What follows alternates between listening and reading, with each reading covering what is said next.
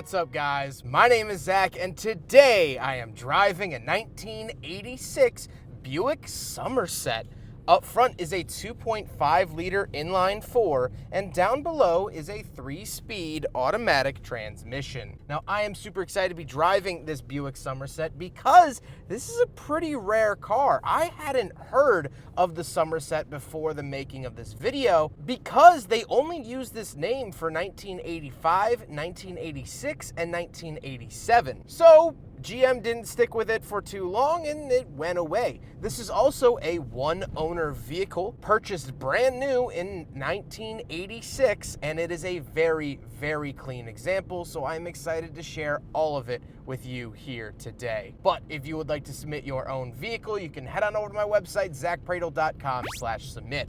It's a quick and easy submission form. It takes under a minute to fill out, and I come out to you. But let's get back to that 2.5 liter 4-cylinder under the hood, better known as the Iron Duke. That's right, this got the Iron Duke. Now, if you got a later one, they actually did come with the 2.8 liter. The Iron Duke, in my opinion, I actually really like the Iron Dukes. Are they powerful? No, but they've really stood the test of time, especially given the fact that these are in a lot of our United States mail trucks. So they've done a good job in those, and they're doing a fine job here. Like I said, paired to it is a little automatic transmission. Buick was a more luxury brand, still is to this day, and so they offered it with the automatic to sort of reinforce that luxurious hands-off type of feel. Last but not least, the Buick Somerset is front-wheel drive.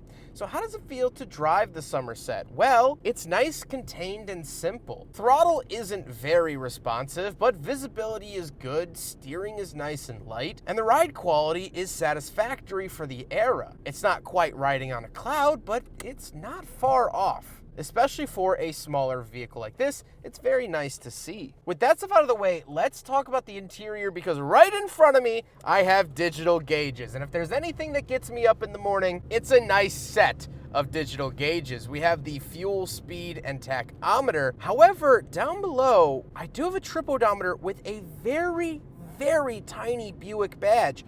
The pixels are so small here. For 1986, this is truly impressive. To the left of the gauge cluster, we have our lights, parking lights, and lights off, as well as our panel lights. And to the right of it, we have our wiper settings, as well as our defrost. The steering wheel doesn't have anything on it. It has the horn buttons and really low slung grips, again, reinforcing that more luxurious cruiser feeling than a sporty pistol grip steering wheel might have done. And off to the left, we have a climate control vent, lock and unlock on the door, as well as our latch to get in and out. Moving into the center, we do have two more vertical climate vents. Our Delco GM radio with auto Dolby noise reduction loudness, and all of these really fun bass, treble, and fade adjustments. I love this little radio, and I haven't seen a radio like this in a GM product before, so definitely nice to see that. Down below, we have this itty-bitty little climate controls for our heat and air conditioning,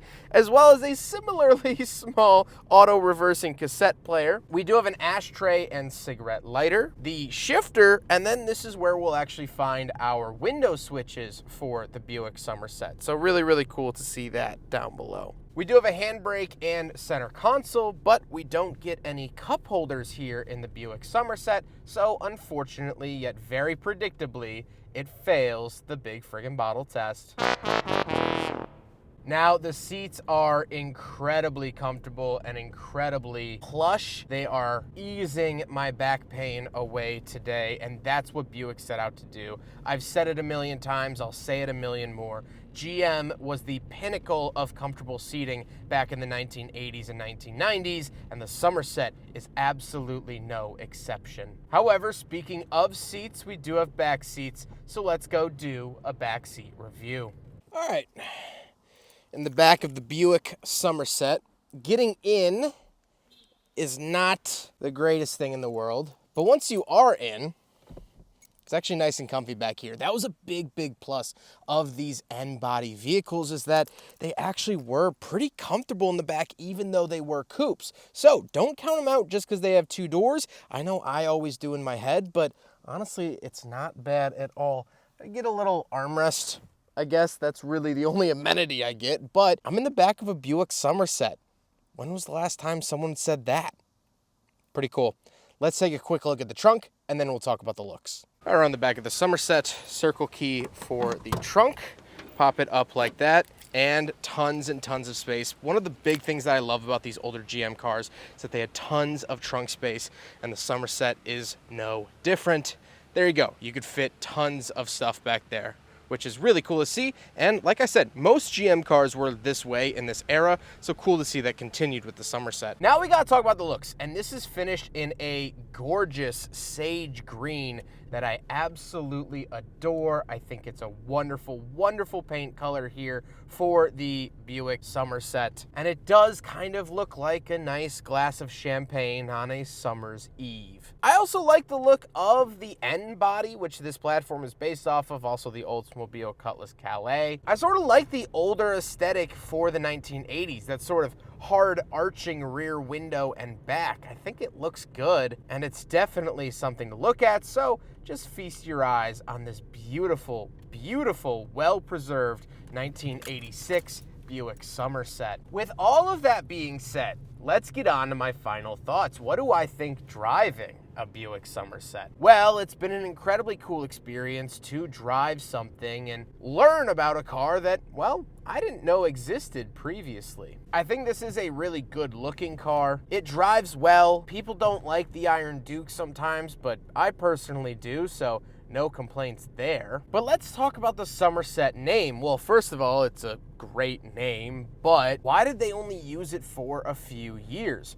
Well, GM throughout the 80s was not in shambles, but they were trying to recover from the oil crisis, and they were trying to figure out what the heck to do for the next 40 years. Now, we have the privilege of hindsight, and we can say what they ended up doing, but at the time, they weren't so sure. Maybe little luxury coupes were the way forward, so they had this, they had the Riata, and other vehicles similar. What we ended up learning was that SUVs were going to be the way of the future, but they didn't know that, so they were trying desperately to find anything that could stick. At the time, I kept calling this a two-door Regal. It's actually a two-door version of the Skylark, and so at the time, the Skylark was the sedan, the Somerset was the coupe, and that was only for 85, 86, and 87. In 88, it just became the Skylark Coupe again. Try to differentiate it from its competitors, and it didn't really work, unfortunately. But it's cool to be driving something where a company was trying to figure it out in real time what they wanted to do. This was kind of an experimental car with an experimental name, and it didn't quite pan out as they wanted, but you're never gonna know that unless you try. Buick tried, and what I'm happy to say is that Buick kept trying. They tried a couple other things and a couple other times, and you know what? It worked out. So here is a Buick Somerset, a relatively short-lived car, but I think an interesting learning experience for GM and the Buick Motor Company. I hope you guys enjoyed the video. Huge thank you to Paul for letting me take out his Buick Somerset. As I mentioned, Paul bought this car brand new in 1986. He thought about a Calais at the time, but figured it was too gaudy and settled for a Somerset. And I sure am glad that he did. Paul's been absolutely wonderful to work with. I know he's had quite the week that we set out to film this, so I appreciate him not canceling. Paul, you're one of the best, and I appreciate you very, very much. The owner also wanted to dedicate this video to his mother, who had passed away just a few days before recording this. This is what he had to say. My mother was a special lady, as she was constantly by my side with my passion for automobiles. She was my helper in cleaning and waxing them. She let me commandeer her garages to support my hobby and passion. It was because of her that these videos were possible, so I say thank you.